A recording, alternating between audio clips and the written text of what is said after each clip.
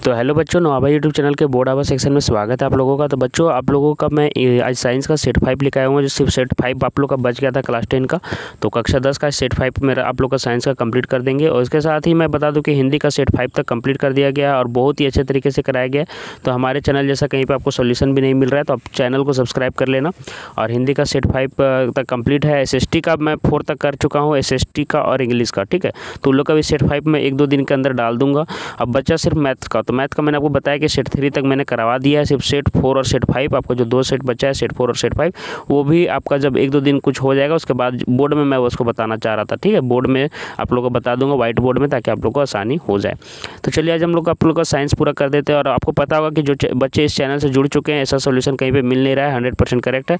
Channel subscribe कर लेना और टेलीग्राम ग्रुप में आप लोग जरूर ज्वाइन कर लीजिएगा। टेलीग्राम ग्रुप आप लोग को दिख रहा होगा, तो टेलीग्राम ग्रुप जरूर ज्वाइन कर लेना। और उसका लिंक मैंने नीचे भी दे दिया डिस्क्रिप्शन बॉक्स में, दोनों में से कोई भी तरीके से आप जोड़ सकते हो, ठीक है। नहीं तो सर्च करके भी जुड़ सकते हो। प्रकाश की रेखा किरणें गमन करती है, तो ये आसान क्वेश्चन था। फर्स्ट का ये हो जाएगा, सीधी रेखा में परावर्तन के नियम लागू होते हैं। तो सेकंड का क्या सा आंसर होगा? तो याद रखिए कि परावर्तन का नियम सिर्फ केवल समतल दर्पण पर नहीं, अवतल दर्पण और उत्तल दर्पण सभी पर ये लागू हो जाते हैं। तो सभी परावर्तक पृष्ठ आपका आंसर सही हो जाएगा। सेकेंड का डी ऑप्शन आपका सही है। किसी गोलीय दर्पण की फोकस दूरी, उसकी वक्रता त्रिज्या कितनी, यहाँ पे एफ पूछ रहा है और आर आपका पता है। तो आपको देखिए फोकस दूरी इसका आधा होता है, तो आधा मतलब r/2 होता है, तो आधा यहाँ पे आंसर सही हो जाएगा। 3 का ए ऑप्शन आप लोग के लिए बिल्कुल सही रहेगा। आगे देखिए 4th नंबर क्या पूछ रहा है कि एक गोलीय दर्पण की वक्रता त्रिज्या आपको दे दिया है, r दे दिया है 20, आपको f पूछ रहा है। तो f आपको पता होगा, इसका आधा हो जाएगा, मतलब 10 सेंटीमीटर हो जाएगा। बी ऑप्शन आप लोग का 4 का बी ऑप्शन सही हो जाएगा। क्या इंग्लिश बोलने में आपको डर लगता है? तो आज से डरना बंद कीजिए और डॉटनेट के इंग्लिश स्पीकिंग कोर्स के साथ आज ही जुड़ जाइए, जहां इंग्लिश के टॉप एक्सपर्ट आपको हिंदी भाषा की मदद से इंग्लिश बोलना सिखाएंगे, वो भी एकदम बेसिक से। अगर आप इंग्लिश बोलने में आज से हिचकिचाते हैं, या फिर आप अपने इंग्लिश इंटरव्यू की तैयारी कर रहे हैं, या फिर अपने आप को इंग्लिश में हीरो बनना देखना चाहते हैं, तो फिर ये कोर्स आपके लिए ही है। इस वीडियो के डिस्क्रिप्शन बॉक्स में ऐप का लिंक मिल जाएगा, जाके इस कोर्स का हिस्सा बनिए और अपने इंग्लिश बनने के सपने को पूरा कीजिए। 5 नंबर देखो क्या पूछ रहा है कि जब वस्तु अवतल दर्पण के वक्रता केंद्र C पर स्थित हो। अभी मैंने बताया कि अवतल दर्पण के जब F में रहता है, किरण आरेख मैंने सबका बता दिया है, तो आप लोग ध्यान से एक बार देख लीजिए, सभी मॉडल पेपर में मिल जाएगा। तो यहाँ जब फोकस दूरी में रहता है, तो इसका जो प्रतिबिंब बनता है वो F पर ही बनता है। तो F का आप लोग का जब वस्तु C पर रहता है, ठीक है, C पर, तो C पर रहता है तो C पर ही बनता है, वो कहने का मतलब था। तो C आज का आंसर मतलब कि ए ऑप्शन इसका आपको बिल्कुल सही हो जाएगा। C मतलब वक्रता केंद्र और F मतलब फोकस। अब देखिए अवतल दर्पण में वस्तु का प्रतिबिंब होता है, तो अवतल दर्पण में वस्तु का प्रतिबिंब आभासी भी बनता है और वास्तविक भी बनता है। अधिकतर केसों में वास्तविक बनता है, लेकिन जब फोकस और ध्रुव के बीच में रखते हैं, फोकस और ध्रुव के बीच में, तो आभासी भी बन जाता है। तो ए और बी दोनों सही हो जाएगा। ठीक है, सी ऑप्शन सही है। वाहनों के पश्च से दृश्य देखने के लिए किस दर्पण का प्रयोग किया जाता है? तो ये मैंने बार बार आपको बताया, उत्तल दर्पण। इसमें आप लोग को सभी चीज़ें छोटी दिखाई देती है, जिसके कारण इसका यूज़ किया जाता है, ठीक है। और वास्तविक आभासी और सीधा प्रतिबिंब बनता है, इसलिए।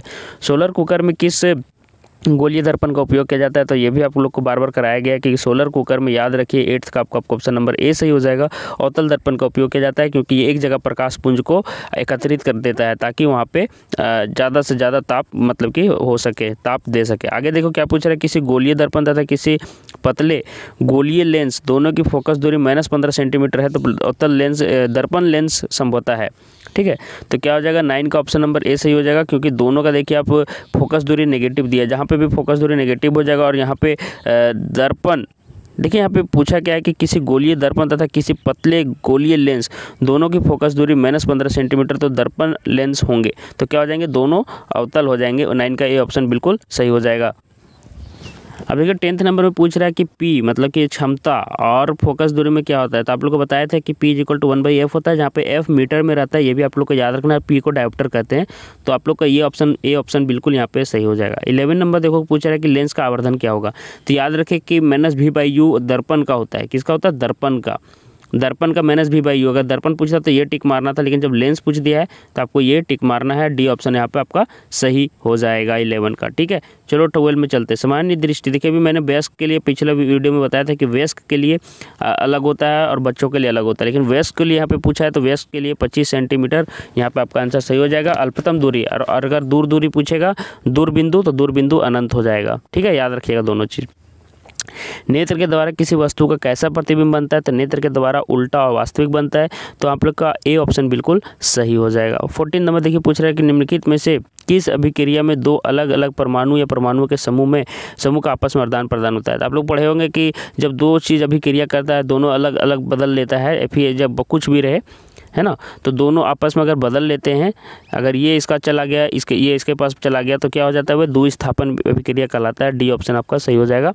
ठीक है, दोनों अपना आदान प्रदान कर लेता है, एक उसको विस्थापित कर लेता है, दूसरा उसको विस्थापित कर लेता है और बदल बदल हो जाता है, उसको द्विविस्थापन कहते हैं। रासायनिक क्रिया को संतुलित किस नियम के आधार पर किया जाता है, तो आप लोगों को पता होगा द्रव्यमान संरक्षण के नियम के अनुसार। जैसे अगर इधर हाइड्रोजन के 2 अणु है, तो इधर भी आप क्रिया करके हाइड्रोजन के 2 अणु चाहिए, ताकि हाइड्रोजन का वेट जितना है, हाइड्रोजन का 1 है तो 1 2 हो जाएगा, तो इधर भी 1 2 2 हो जाएगा। ऐसा करके आप लोग को सेट करना रहता है। जैसे कि इधर जैसे कि ऑक्सीजन है, तो इधर 16 हो गया O2, तो इधर भी O2 रहना चाहिए, 16 ही होना चाहिए।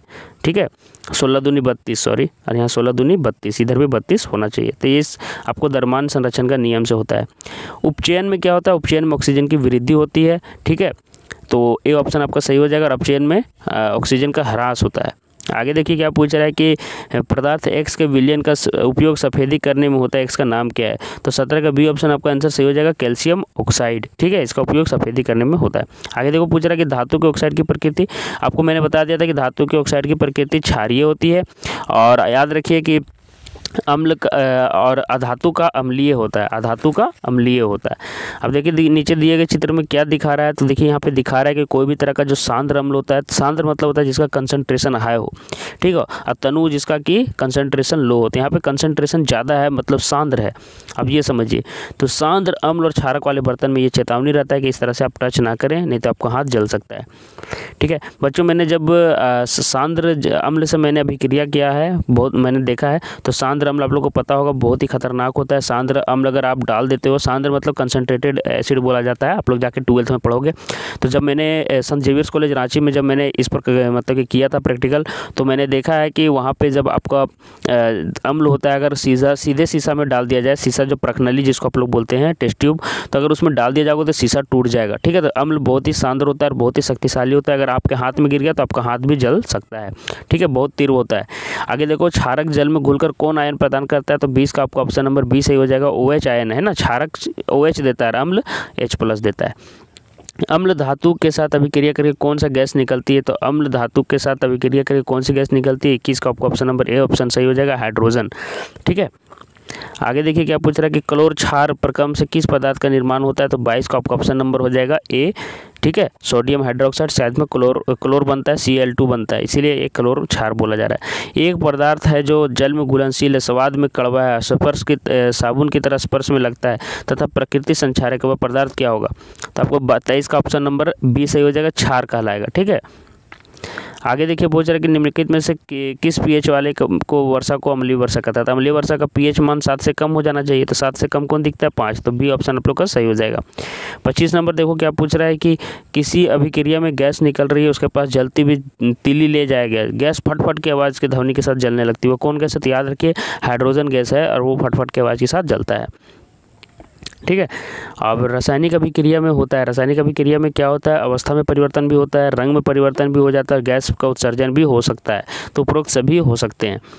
ठीक है, आगे देखिए पूछ रहा है कि मनुष्य के पाचन तंत्र में भोजन का अवशोषण कहाँ होता है, तो 27 का आंसर बी सही हो जाएगा, छोटी आंत में अवशोषण होता है। ठीक है, याद रखिए कि छोटी आंत का अवशोषण भोजन का पूछ रहा है। ठीक है, और याद रखिए कि पानी जल का अवशोषण बड़ी आंत में होता है, लेकिन भोजन का छोटी आंत में। रक्त वाहिकाएं जो रुधिर को मतलब खून को हृदय से शरीर के विभिन्न भागों में ले जाती है, क्या कहलाती है, तो आप लोग को पता होगा, आप लोग को मैंने बताया था कि हृदय में एक पंप करता है, पूरे शरीर तक पहुँचाता है, दूसरा उसको शरीर से वापस लाता है। तो जो विभिन्न भागों तक ले जाती है तो उसको क्या कहते हैं बच्चों, 28 का ऑप्शन नंबर हो जाएगा बी, धमनी। याद रखिए धमनी ले जाता है और सिरा वापस लेकर आता है। आगे देखिए पूछ रहा है कोई अंग कट जाने के बाद रुधिर का थक्का बनाने में मददगार साबित कौन होता है, तो याद रखिए कि ब्लड में आपका RBC WBC प्लेटलेट्स सभी होते हैं, लेकिन जो आपका रक्त का थक्का जमाने के लिए जो जिम्मेवार है वो है प्लेटलेट्स। ठीक है, आपने इस पर एक आप लोगों की किताब में इस पर दिया हुआ भी है, थोड़ा सा आप लोग अच्छे से पढ़ लीजिएगा। RBC WBC प्लेटलेट्स का काम, प्लेटलेट्स थक्का जमाने लगता है, जिसके कारण आगे जाकर आपका घाव ठीक होने लगता है। आगे देखिए पूछ रहा है कि पादप के वायवीय भागों द्वारा वाष्प के रूप में जल की हानि क्या कहलाता है, तो वाष्पोत्सर्जन। वाष्प के रूप में उत्सर्जन, वायवीय द्वारा वाष्प के रूप में जल की हानि वाष्पोत्सर्जन कहलाएगा। 31 देखो 31 नंबर की प्रकाश संश्लेषण का मुख्य उत्पाद क्या है, तो प्रकाश संश्लेषण का मुख्य उत्पाद आपका 31 का बी हो जाएगा, ऑक्सीजन बनता है। आगे देखो पूछ रहा है कि अमाशय के आंतरिक स्तर का अम्ल से रक्षा किसके द्वारा होती है, तो 32 का आपका ऑप्शन नंबर ए सही हो जाएगा, श्लेष्मा द्वारा। आगे देखो पूछ रहा है कि निम्नलिखित में से, है ना, 32 का ये हो गया, निम्नलिखित में से किस जीव का क्षुद्रांत सबसे लंबा होगा, है ना, तो शाकाहारी जंतुओं का लंबा होता है क्योंकि उनको घास पचाना पड़ता है, तो घास में सेलुलोज होता है, तो ठीक है, तो उसका आंसर क्या हो जाएगा, 33 का आपका सी हो जाएगा, घाय। आगे देखिए पूछ रहा है अमीबा में किस प्रकार का जनन होता है, तो अमीबा में आपका विखंडन द्वारा जनन होता है। तो सभी वर्ग पर हर बार बायोलॉजी में जनन से पूछ रहा है, चित्र वाला भी क्वेश्चन आता है तो देख लीजिएगा, सभी मॉडल पेपर का सॉल्यूशन जरूर कर लीजिएगा। पर्तन, कलम, रोपण इत्यादि किस प्रकार के जनन की विधि है, तो ये कायिक प्रवर्धन है, तो 35 का आपका ऑप्शन नंबर बी सही हो जाएगा। 36 नंबर देखो क्या पूछ रहा है कि निम्नलिखित में से कौन पादप का मादा जनन अंग भाग है, तो मादा जनन अंग भाग कौन है, 36 का आपका बी हो जाएगा, अंडाशय। निम्नलिखित में से कौन लैंगिक संचरण रोग है, तो लैंगिक संचरण रोग कौन है, तो हो जाएगा गोनोरिया, ठीक है, याद रखिएगा गोनोरिया लैंगिक संचरण रोग है, ठीक है, ये क्वेश्चन भी आ सकता है, इंपॉर्टेंट है, ठीक है, तो 37 का सी हो गया। और 38 देखो क्या पूछ रहा है कि तापीय 38 यहाँ पे शुक्राणु कहाँ उत्पन्न होते हैं, तो शुक्राणु कहाँ उत्पन्न होते हैं, 38 का सी हो जाएगा, वृषण में, ठीक है। बाकी आप लोग का जितना दिख रहा है शुक्राशय, शुक्राशय वाहिनियाँ, ये दोनों भी आपका क्या है, मतलब कि नर जननांग ही हैं। आगे देखो लेकिन होता है वृषण में। आगे देखिए तापीय विद्युत संयंत्र में क्या होता है, तापीय विद्युत संयंत्र में तो 39 का ये हो जाएगा, उसमें ऊर्जा विद्युत ऊर्जा में रूपांतरित हो जाती है। अब लास्ट क्वेश्चन देख लो क्या पूछ रहा है कि गोबर गैस को अन्य किस नाम से जाना जाता है, तो गोबर गैस को किसके नाम से जाना जाता है, जैव गैस के नाम से भी जाना जाता है, ठीक है। आगे देखिए मैं क्या आपको बोल रहा था कि 40 मैंने आपका सेट पेपर 5 तक आपका साइंस कंप्लीट कर दिया है, मैथ भी कर दूंगा, सभी सब्जेक्ट यहाँ पे कर दिया जाएगा, और पीडीएफ भी आपको दिया जा रहा है। पीडीएफ आपको टेलीग्राम ग्रुप में मिल जाएगा, ठीक है, टेलीग्राम ग्रुप ज्वाइन कर लेना। और मैं बोल रहा था कि पीडीएफ आपको टेलीग्राम में मिल जाएगा, लेकिन पहले वीडियो देख लिया कीजिए, तब पीडीएफ आप लोग डाउनलोड किया कीजिए, ठीक है, नहीं तो फिर कोई फ़ायदा नहीं रहेगा। तो पीडीएफ डाउनलोड कर लेना और तैयारी में लग जाइए, एग्जाम में अब ज़्यादा समय नहीं है। और बात रहा कि बाकी मॉडल पेपर का भी पीडीएफ मिलेगा कि नहीं मिलेगा, बहुत सारे का मिल चुका, आप लोग पहले चेक कर लीजिए। ऊपर जाके बहुत सारे बच्चे बोल रहे सर पीडीएफ नहीं मिल रहा, आप जाकर उसको टेलीग्राम ग्रुप में ऊपर जाते जाइए, बहुत कोई का पीडीएफ आपको मिल जाएगा, कुछ कुछ का छूटा हुआ है, बहुत कुछ का दे दिया गया है, ठीक है। तो चैनल से बने रहिए और जैसे कुछ अपडेट आता है चैनल में मिलते रहेगा, तो चैनल सब्सक्राइब कर लेना। धन्यवाद बच्चों।